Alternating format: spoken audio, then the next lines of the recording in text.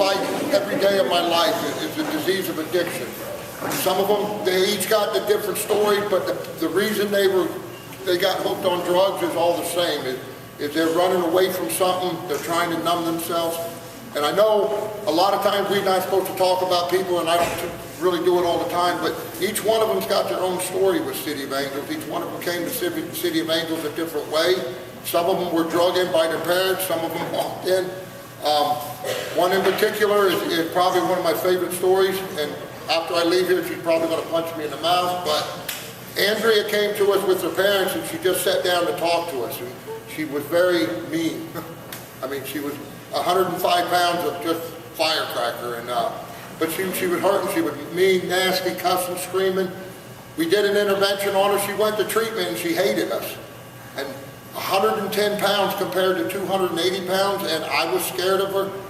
2 weeks after she was in treatment, me and Kevin went up to the treatment center to see her, and I was crying because I was scared to see her because I didn't want her to yell at me again.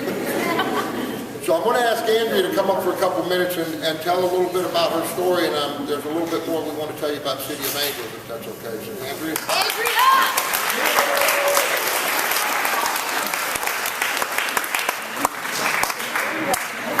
How's everybody doing? My name's Andrea. I'm a recovering drug addict. Holy crap, there's so many people. I'm so nervous right now. Yeah, so you're probably sitting here not wanting to be here. At least you're missing class for this. I know when I was in middle school, and people would come in. I went to Grace Middle School, and people would come in my high school, my middle school, and I used to think like, that's not going to be me, so it doesn't even matter. Like that person up there talking, like that's disgusting. That would never be me. But things change. People change, and things happen. I never wanted to grow up and use drugs, you know.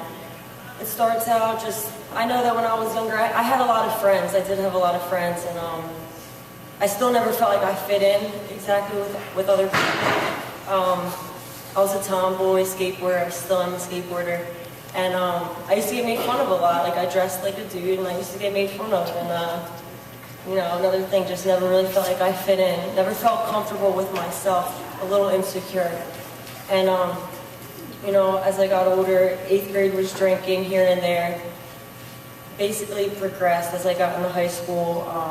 Started to smoke a little weed, drink a little bit. People I was hanging out with, I would jump from group to group to group from different types of people. And, you know, just being rebellious became the cool thing to do.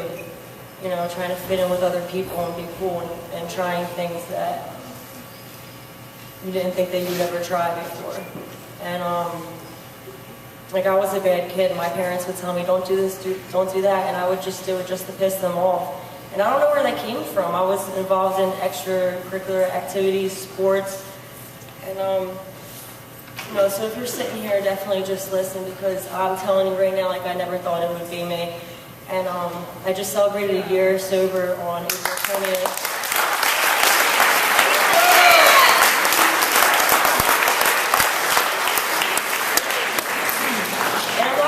Like what I was doing and how much I was doing or anything like that. That's not what's important. Basically, like Red said, like, it got bad enough. I was so beaten up and broken down, and I was just so empty inside. Like, I was miserable. I wasn't living. I was just living a miserable existence, and it was pathetic is really what it was. All my goals and aspirations went out the window.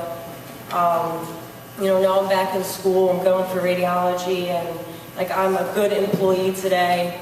And I have goals, I have things I want to do. Like, we have a lot of fun. Like, he took us whitewater rafting last summer, you know, going to Six Flags, just hanging out with good people, like finding real friends. The people that are going to peer pressure you to try to do something you don't want to do, they don't really care about you. They'll just go talk to the next kid that's going to listen to them. You know, so you stick with the good people and you'll be okay. Just listen. That's all I got. Yeah.